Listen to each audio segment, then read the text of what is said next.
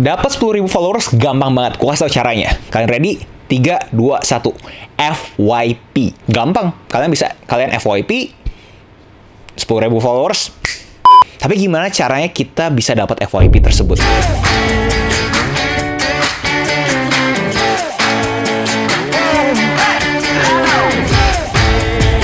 Kalian sudah main TikTok 1 bulan, 2 bulan, 3 bulan, tapi kalian bingung.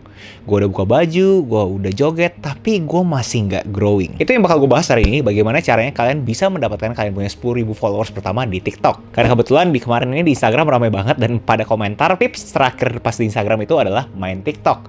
Jadi orang-orang pada nanya ke gue, Kak, buatin dulu versi TikToknya. Disclaimer, gue nggak ada konfirmasi apapun dari TikTok, ini pure dari observasi gue dan kasarnya hipotesa gue. Gue yakin banget tips-tips yang bakal gue share hari ini ke kalian akan membuat kalian menjadi FYP worthy. Kita mulai aja. 1. Kalian harus menciptakan karakter. Dan layaknya film, karakter ini punya peran antagonis. Peran antagonisnya apa? Jadi pas awal pandemi, gue menciptakan karakter pebasket. Dimana gue menceritakan karakter tersebut mempunyai penyakit. Penyakitnya adalah shoot selalu masuk terus. Di mana dia harus melawan penyakit itu untuk nggak masuk. Apakah artinya kalian harus menciptakan karakter dan karakter itu harus punya penyakit? Pasti enggak. Tapi poin yang gue pengen ceritakan adalah pastikan TikTok ini kalian ada storytellingnya. Bagaimana cara kalian mengemasnya terserah kalian. Gunakan tren. Gunakan tren ini ada 2 bagian. Bagian pertama adalah musik, di mana kalian bisa nge-search musik apa yang lagi viral di TikTok. Kedua, kalian bisa cek hashtag apa yang sedang lagi di-push sama TikTok. Jadi kalau kalian lihat ke explore, yang pertama itu adalah hashtag-hashtag yang sedang di-push oleh TikTok untuk meramaikan mereka punya campaign. Jadi saat sebelum kalian berkonten, cek dulu musik apa yang sedang viral. Lalu ada hashtag apa yang sedang dikampanyekan oleh TikTok yang tersendiri. Karena konten-konten yang ada di hashtag tersebut sedang di-push out oleh TikTok untuk meramaikan campaign mereka. Tips berikutnya yang paling no-brainer, post banyak-banyaknya. Konten-konten kalian yang kalian sudah push, contohnya kalian upload konten 10 kali dalam sehari. Nah, itu memperbesar kalian punya kemungkinan untuk algoritma TikTok meng-FYP-kan kalian punya konten. Jadi jangan terlalu overthinking terhadap konten apa yang kalian mau upload.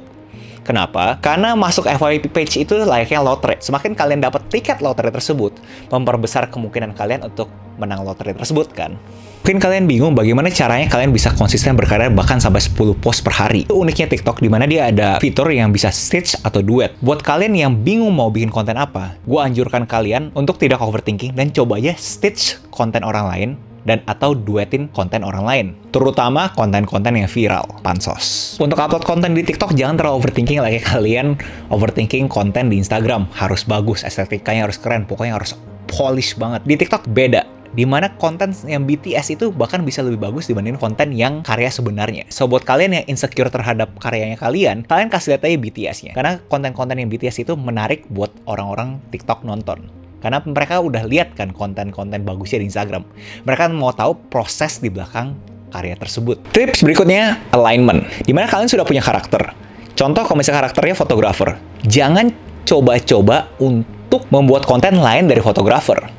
Jadi uniknya TikTok adalah kalian bisa milih tipe konten kalian tuh apa. Kalau kalian sudah dikategorikan sebagai kreator travel, dan kalian mendadak ngomongin make up, TikTok nggak bakal nge-push konten make upnya kalian. Karena TikTok bakal mikir adalah konten kalian travel, which is mereka bakal nge-push ke orang-orang yang punya appetite di travel, bukan di makeup. Jadi kalau kalian sudah select kalian punya creator type, pastikan kalian align dengan creator type yang kalian pilih. Gue memberikan contoh satu tiktokers namanya Orofi, di mana dia mengkategorikan dia sebagai fotografer dan videografer. Karena dia align dengan kategori kreator dia, which is videografer.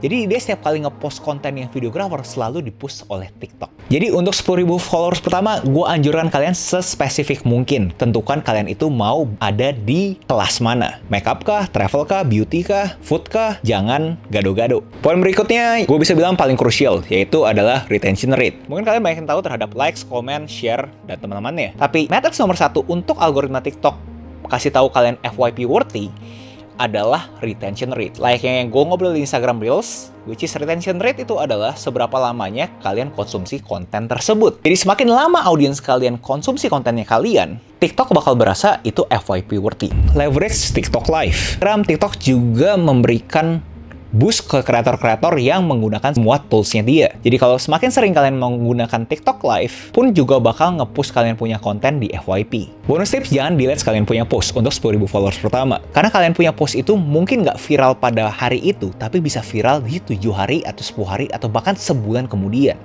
Gue udah ngerasain juga dimana gue berasa ada konten gue yang flop, tapi setelah gue nunggu sebulan kemudian, itu konten mendadak naiknya luar biasa. Itu keindahan dari TikTok, dimana kalau Instagram, kalau kalian udah post, itu bakal tenggelam terus. Tapi kalau misalnya TikTok, algoritmanya berasa bahwa kalian punya konten itu belum cocok timingnya. Dimana dia bisa ngitung lagi bahwa, oh ternyata konten ini udah cocok nih untuk dia blast.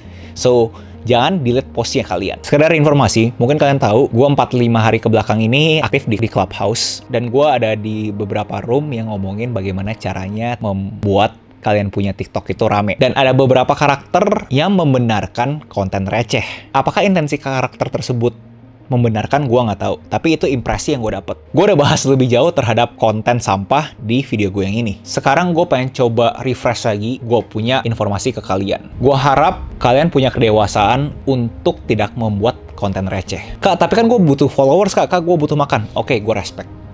Gue nggak bisa komentar terhadap kalian punya sisi finansial. Semua orang pasti konteks finansialnya berbeda-beda. Tapi buat kalian yang kalian berasa bisa hidup tanpa konten receh, yuk kita coba konten yang sehat, yang baik. Gue tahu kalau misalkan konten edukasi itu dikit. Lihatlah gue punya YouTube. Berapa baik sih nonton YouTube gue? Siapa yang mau share konten kayak gini? Which is okay. Dan gue terima itu. Kalau kalian pengen berkecimpung di konten receh, kalian mikir 2 kali deh. Gue minta kalian pikirin lingkungan sekitarnya kalian. Mungkin kalian yang sudah dewasa tahu bahwa ini semua kan karakter, bro. Lu jangan terlalu serius-serius banget lah. Namanya sosial media kan cuma permainan.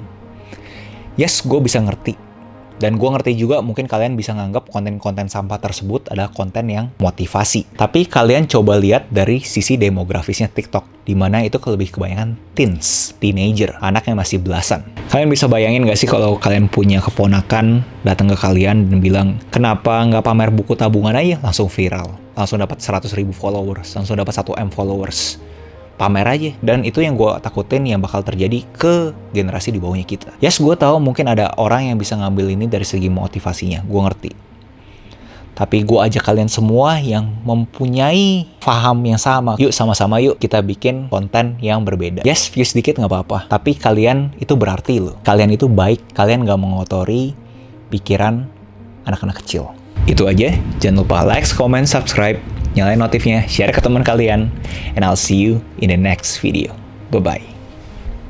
Oh ya lupa, gue belum nanya ke kalian mau next konten gue apa? Kenapa gue pilih ini? Yes, karena kalian minta. Setelah kalian tahu Instagram, tips berikutnya adalah harus main TikTok dulu. Terus kan nanya, terus dapat TikTok punya followers gimana tuh? Ya akhirnya ini gue udah buat lagi dan gue pengen tahu kalian pengen topik berikutnya gue cover apa. Gue ada list of content sekali lagi, siapa tahu kalian ada komentar. Dan gue mau memberikan apresiasi ke kalian yang kasih tahu bahwa ternyata kalian suka sama kultumnya gue, kuliah 7 menit gue, dimana gue review buku. Itu apresiasi gue sangat besar sih buat kalian yang komen itu sih. Kalian nggak tahu seberapa kalian bikin gue semangatnya pas gue baca komen-komentar itu, so shout out to you guys. So ya, kalau misalnya kalian ada waktu, yuk komentar kalian mau konten berikutnya apa. Dan kalau kalian yang mau ngobrol sama lebih jauh lagi, bisa masuk ke link.id/agusleo, dimana itu ada Telegram grup aku. Yes, itu berbayar, tapi aku share insights aku terhadap industri kreatif setiap minggunya hari Jumat. So ya, bye-bye.